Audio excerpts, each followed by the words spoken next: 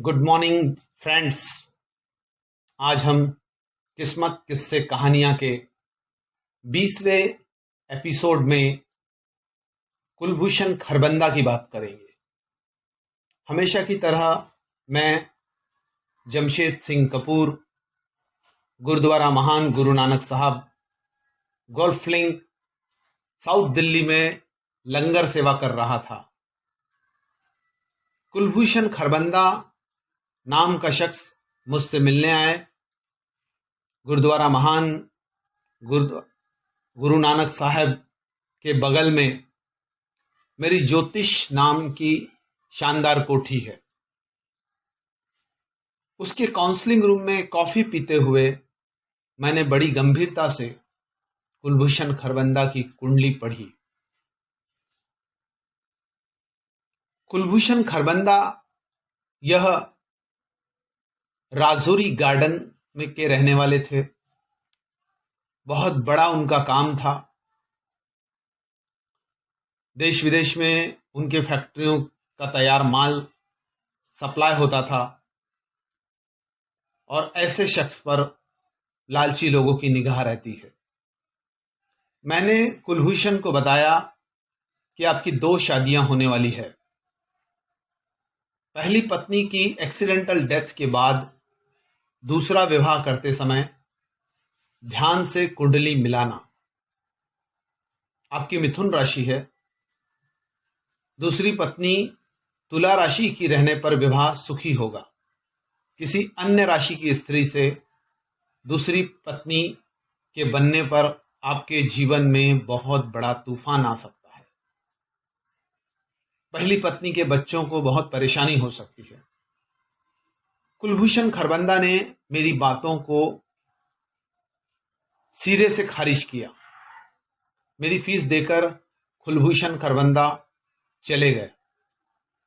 वैसे वो गुरुद्वारा महान गुरु नानक साहब में लंगर सेवा करने आते रहे, पर मुझसे थोड़ा उन्होंने दूरी बना के रखी थी। कुलभूषण खरबंदा की पहली पत्नी की मृत्यु कार एक्सीडेंट में हो गई। उसके बाद में कुलभूषण खरबंदा को अपने 2 बच्चों को पालने के लिए और अपने खुद के सहारे के लिए एक पत्नी की आवश्यकता महसूस हुई और उन्होंने मेरी बातों की तरफ ध्यान ना देते हुए एक बहुत सुंदर महिला जो उनसे व्यवसाय में रिलेशन में आई थी, उसे अपना दूसरा जीवन साथी चुना। उस महिला की राशि तुला नहीं थी। किसी सुंदर स्त्री के मोहजाल में कुलभूषण फंस गए थे और उन्होंने मेरी बातों को नजरअंदाज किया था। शादी के बाद कुलभूषण खरबंदा की दूसरी पत्नी नैना अपने सौतन के बच्चों को बहुत सताने लगी। रितेश और गुंजन या कुलभूषण की पहली पत्नी के 2 बच्चे बहुत अधिक परेशान हो गए। तब उनके नाना ने उन्हें अपने यहाँ ले जाकर उनकी परवरिश की। वो नाना के बुढ़ापे का सहारा बने। कुलभूषण खरबंदा की तरफ उन्होंने पीछे मुड़ के नहीं देखा, ना ही कुलभूषण खरबंदा का एक पैसा उन्होंने लिया। कुलभूषण की पत्नी नैना बड़ी मीठी छुरी थी। उसने धीरे धीरे कुलभूषण का सारा पैसा लूट लिया।